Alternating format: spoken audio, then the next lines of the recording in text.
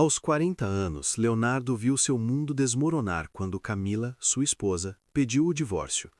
A decisão foi acompanhada pela custódia única do filho, Rafael, de apenas 8 anos. Sem recursos para manter um aluguel, Leonardo, com um nó na garganta e uma mala minguada, retornou à casa dos pais no subúrbio. Seu novo lar era um quartinho nos fundos, antigo depósito de tralhas, onde o cheiro de mofo se misturava ao perfume de derrota. A cama era um colchão velho sobre caixotes, o teto manchado de umidade. Seu emprego era de ajudante geral em uma oficina mecânica de bairro, um subemprego que aceitara ao trancar a faculdade de engenharia mecânica, anos antes, quando soube que seria pai. A sensação era de um retrocesso monumental, uma viagem no tempo para um lugar de impotência. À noite, ouvindo os pais sussurrarem no quarto ao lado, ele encarava o teto e sentia o peso dos 40 anos como uma âncora. Seu salário mínimo sangrava, a maior parte sumia na pensão de Rafael, o restante mal cobria suas despesas pessoais íntimas. Aquele quarto abafado era o símbolo de sua ruína, um cubículo que parecia encolher a cada dia, espremendo suas esperanças até sobrarem apenas migalhas de dignidade. A nova rotina era uma tortura logística. Morando longe da oficina, Leonardo dependia de 3 ônibus caóticos. As falhas no transporte público tornaram-se suas inimigas íntimas. Ele acordava antes do amanhecer, enfrentava horas em pé, apertado entre corpos suados, e chegava ao trabalho já exausto. O cansaço crônico afetava seu desempenho. Ele, que era meticuloso, começou a cometer pequenos erros, esquecer ferramentas, demorar mais nas tarefas. O patrão, um homem rude e pragmático, não tolerava moleza. Após uma semana de atrasos consecutivos por conta de um ônibus quebrado na avenida principal, atrasos que Leonardo não soube justificar com documentos, apenas com suas palavras cansadas, veio a demissão sumária.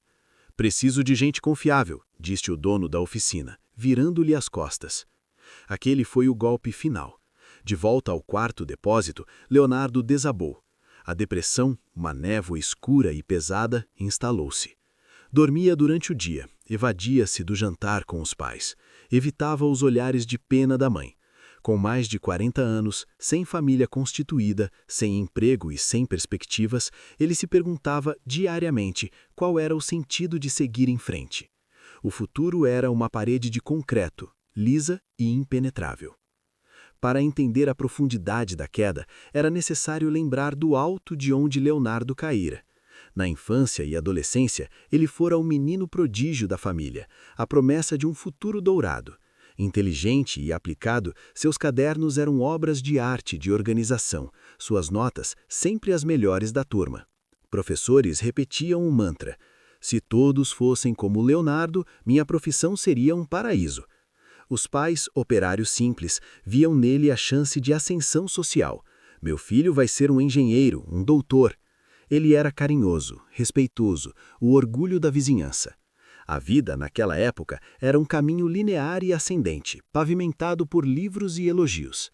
A inteligência de Leonardo não era apenas acadêmica, era curiosa, criativa, desmontava e remontava relógios, rádios, entendia a mecânica das coisas com uma facilidade que impressionava. Todos, inclusive ele, acreditavam piamente em um destino brilhante. A vida, no entanto, tece seus planos com fios imprevisíveis, e o protagonista desta trama de reviravoltas seria justamente aquele que parecia imune ao fracasso. O ponto de inflexão chegou com a notícia de uma gravidez inesperada, no 3º ano de faculdade. Camila, sua namorada desde o ensino médio, estava grávida. O sonho da engenharia mecânica, já quase tangível, esmaeceu diante da responsabilidade urgente de ser pai. Com um misto de medo e senso de dever, Leonardo trancou a matrícula. A precisão dos cálculos deu lugar à pressa por um salário. Conseguiu uma vaga como auxiliar em uma oficina, um trabalho braçal que pouco exigia de sua mente, mas tudo de seu físico. O casal apressado se instalou em um apartamento minúsculo e caro. O dinheiro, sempre curto, tornou-se o centro de todas as discussões. Camila, frustrada com a vida apertada, repetia como um refrão amargo: "Precisa se esforçar mais, arrumar algo melhor. Você era o mais inteligente, lembra?" Leonardo sentia a pressão esmagá-lo. Tentava cursos rápidos, buscava promoções, mas a concorrência era feroz e sua falta de diploma um muro intransponível. As brigas escalavam, o ressentimento crescia. A inteligência que antes lhe abria portas agora parecia uma ironia cruel, uma lembrança constante do que poderia ter sido. O amor foi se esvaindo, corroído pela dureza do dia a dia. O divórcio, quando veio, não foi uma surpresa, mas um epílogo doloroso para um capítulo que começara com tanta esperança. No fundo do quarto depósito, na prateleira mais empoeirada, estava um livro que pertencera a seu avô, uma Bíblia antiga, com as bordas douradas desbotadas. Um dia, na mais profunda apatia, Leonardo a pegou. Não por fervor religioso repentino, mas por uma busca desesperada por qualquer fio de lógica, qualquer narrativa de superação. Sua leitura, inicialmente caótica, tornou-se metódica. Ele buscava histórias de homens que haviam enfrentado o deserto, literal ou metafórico, e saíram vitoriosos. 3 figuras o capturaram de forma definitiva: Abraão, o patriarca que partiu sem saber para onde; José, o escravo que se tornou governador; e Davi, o pastor que virou rei. Em suas jornadas, Leonardo começou a enxergar um mapa, um conjunto de princípios que poderiam ser extraídos da narrativa sagrada e aplicados à sua realidade terrestre e despedaçada. Aquela não era uma fuga mística, mas a descoberta de um manual estratégico de sobrevivência e reconstrução. A esperança, uma brasa que ele julgara extinta, começou a soprar uma chama tênue. Ele decidiu que estudaria aquelas vidas como um engenheiro estuda um projeto complexo, extraindo fórmulas, padrões e ações práticas. A primeira lição veio de Abraão. Deus ordenou: sai da tua terra, da tua parentela e da casa de teu pai, e vai para a terra que eu te mostrarei. Leonardo interpretou isso não como um chamado geográfico, mas como um imperativo para sair de sua zona de conforto psicológica. Sua terra era a mentalidade de empregado, de fracassado, de filho que voltou para o ninho. A parentela eram as expectativas alheias e sua própria autoimagem derrotista. A casa do pai era aquele quartinho nos fundos, a acomodação à desgraça. Abraão partiu sem saber o destino, confiando apenas na promessa. Leonardo entendeu que precisava dar o primeiro passo em direção a algo próprio, mesmo sem garantias. Mas qual seria sua terra prometida? Observando o bairro, notou uma carência.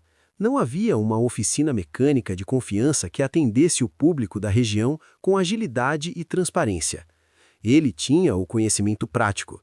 O pai, aposentado, tinha uma garagem vazia anexa à casa, usada apenas para guardar coisas inúteis. A ideia nasceu, audaciosa e aterradora: abrir sua própria oficina, mesmo que microscópica, começando pela garagem da casa dos pais. Usou o último dinheiro da rescisão, míngua, mas era algo, para comprar ferramentas básicas usadas, uma maca hidráulica simples e material de limpeza. Oficina Leonardo, mecânica rápida e honesta, dizia a placa caseira que ele mesmo pintou. O primeiro passo foi dado. Era sua partida de Ur. Transformar a garagem abarrotada em uma oficina viável foi sua primeira batalha prática. Cada dia era uma prova. Ele limpou, organizou e improvisou bancadas com tábuas e cavaletes. Aprendeu com vídeos na internet noções básicas de gestão e atendimento ao cliente. Seu desconhecido era o mercado, a incerteza de se alguém confiaria seu carro a um homem de 40 anos que trabalhava na garagem dos pais. O primeiro cliente foi um vizinho, cujo Fusca apresentava um barulho estranho. Leonardo, com paciência de ourives, diagnosticou o problema, explicou detalhadamente e cobrou um preço justíssimo. A notícia se espalhou. O filho do seu Carlos mexe bem e é honesto. Aos poucos, 1, 2, 3 carros por semana começaram a aparecer. Leonardo aplicava o princípio abraâmico da fé em ação. Trabalhava com excelência, tratava cada cliente como uma bênção e reinvestia cada centavo do lucro mísero em ferramentas melhores. A garagem, antes um depósito de tristeza, tornou-se seu santuário de reconstrução. cada motor consertado era uma peça de sua própria vida sendo remendada. Ele saía todos os dias de sua terra de desespero ao cruzar a porta da garagem, entrando no território da possibilidade. A segunda inspiração veio de José do Egito. Vendido como escravo, preso injustamente, José manteve integridade e, crucialmente, uma habilidade administrativa extraordinária. Sua grande virada foi interpretar os sonhos do faraó e propor um plano de administração de recursos para os anos de vacas gordas e magras. Leonardo viu aí a chave para o crescimento sustentável. Sua pequena oficina na garagem gerava caixa, mas era caótica. Ele anotava tudo em cadernos soltos, misturava dinheiro pessoal com o da oficina, não tinha controle de estoque de peças. José lhe ensinou a importância da organização sistemática, da visão de longo prazo e da preparação para as crises. Leonardo começou a governar seu Egito particular. Implementou um livro-caixa simples, mas rigoroso. Separou as finanças da família das da oficina. Começou a comprar peças básicas, óleo, filtros, pastilhas de freio, em pequenas quantidades, mas com planejamento, para ter sempre em estoque e aproveitar melhores preços. Estabeleceu pacotes de serviços preventivos, pacote José, ele brincava mentalmente, incentivando a manutenção regular. Quando um cliente reclamava do preço, ele explicava com clareza joseana o custo de cada peça e da mão de obra, ganhando confiança pela transparência. A administração sagaz transformou o caos em processo. O maior teste do princípio de José veio quando a oficina começou a crescer. A demanda aumentou e Leonardo, sozinho, não dava conta. Contratar alguém era um risco financeiro enorme. Lembrando que José administrou os celeiros do Egito, Leonardo fez cálculos precisos. Analisou os seus lucros dos últimos 6 meses, projetou a receita com um ajudante que permitiria atender mais carros e criou uma reserva para cobrir 3 meses do salário do novo funcionário antes mesmo de contratar. Encontrou um jovem do bairro interessado em mecânica e o treinou pessoalmente, incutindo nele os valores de honestidade e cuidado. Foi um salto de fé calculado. A administração cuidadosa permitiu que ele superasse o primeiro grande ano de vacas magras, a quebra de uma máquina essencial. Por ter uma reserva financeira, seus celeiros, ele pôde repor o equipamento sem paralisar o negócio ou se endividar. A oficina tornou-se uma pequena empresa, não mais um bico. Ele estabeleceu horários, processos de atendimento, garantia por serviço. A visão administrativa de José transformou o talento prático de Leonardo em uma estrutura sólida e escalável. A terceira inspiração foi Davi. Enquanto os exércitos de Israel temiam o gigante Golias, Davi, um pastor, o enfrentou com suas próprias armas, uma funda e 5 pedras. Leonardo entendeu que suas batalhas não seriam contra gigantes filisteus, mas contra a concorrência desleal, a desconfiança dos clientes mais abastados, as crises econômicas e seus próprios momentos de dúvida. Davi não usou a armadura de Saul porque não era sua. Usou o que dominava. Leonardo aprendeu que sua força não estava em tentar imitar grandes redes de oficinas, mas em aprimorar suas armas singulares, a honestidade cristalina, o atendimento personalizado, o conhecimento técnico profundo e a conexão com a comunidade. Quando uma grande rede de autocentros abriu uma filial a poucos quarteirões, o pânico pairou. Era seu Golias.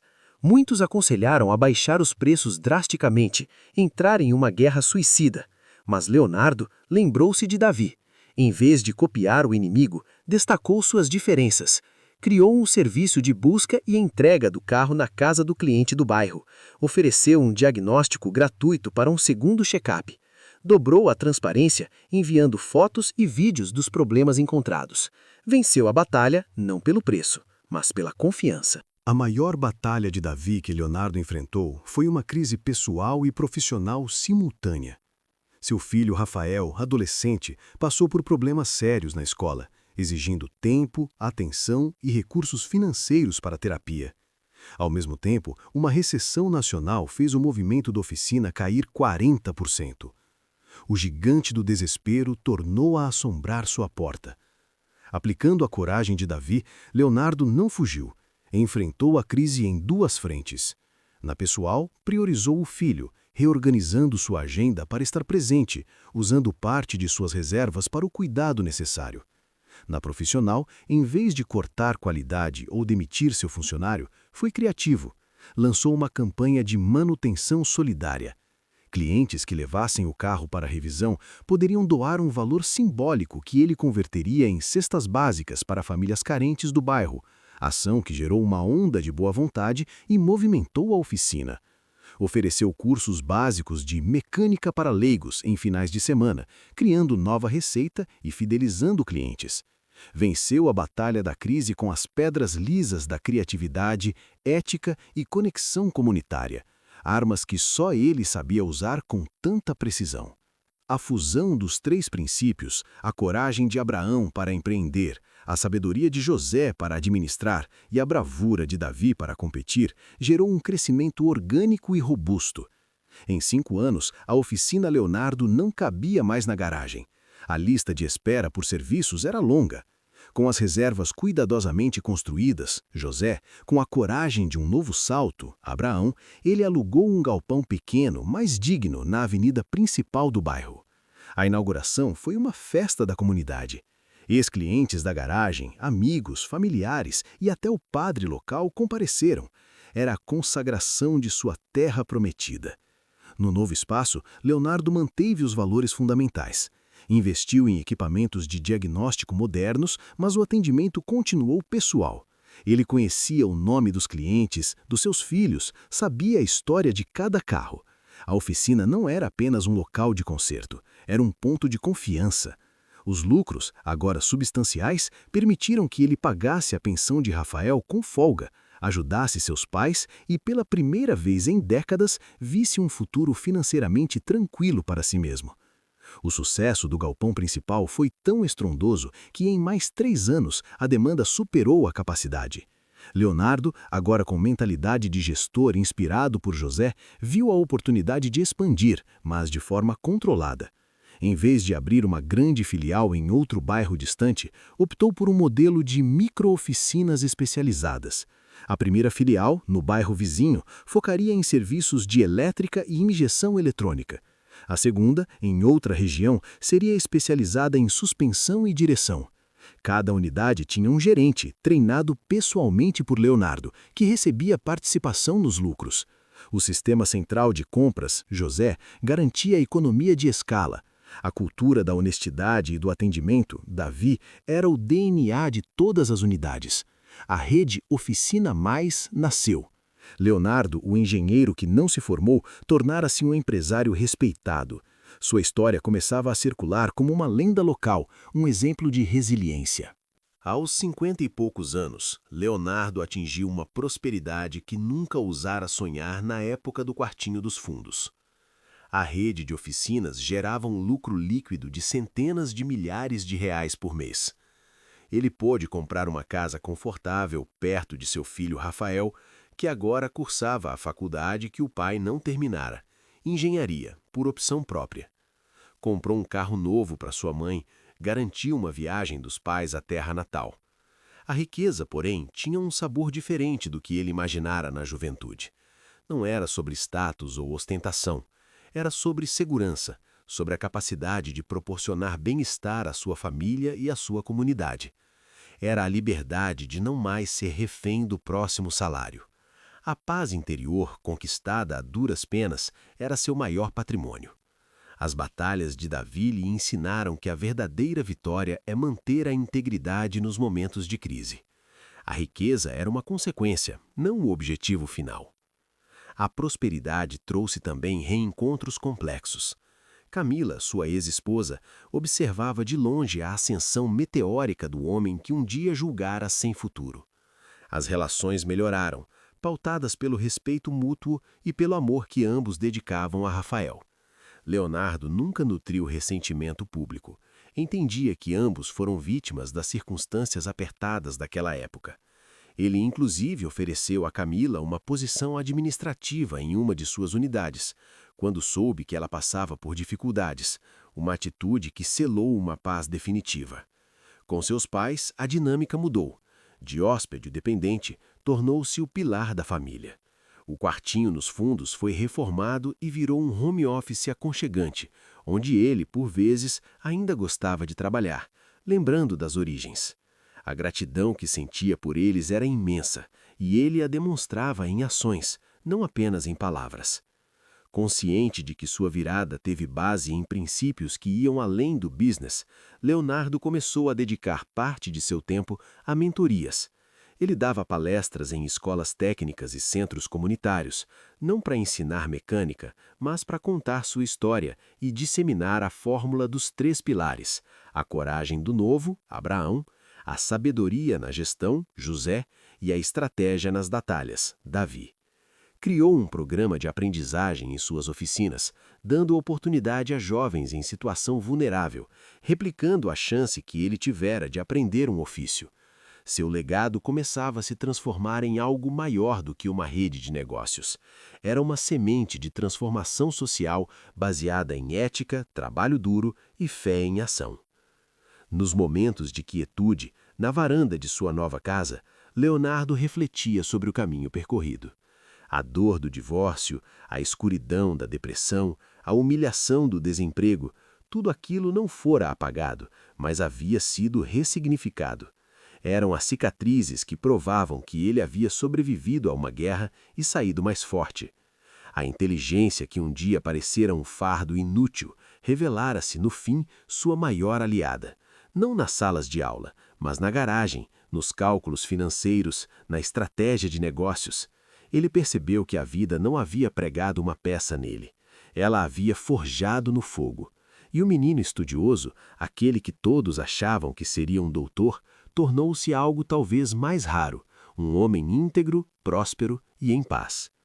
O futuro, outrora uma parede de concreto, agora era uma paisagem aberta e cheia de possibilidades. Leonardo planejava a abertura de uma escola de mecânica avançada e gestão para pequenos negócios, um projeto que uniria todas as suas paixões e aprendizados. Sonhava em ver sua rede se expandir de forma consciente, mantendo a qualidade e os valores. E, pessoalmente, permitia-se sonhar com novos afetos, sem a pressa e o desespero do passado. Aprendera que as bases precisam ser sólidas, tanto nos negócios quanto no coração. A história de Leonardo, que começou em um quartinho de despensa, agora se escrevia em capítulos de expansão, legado e uma serenidade profundamente conquistada. Ele, que fora arrancado de seu caminho planejado, descobrira que o destino verdadeiro não é uma linha reta, mas uma estrada que se constrói com cada passo de coragem, sabedoria e bravura.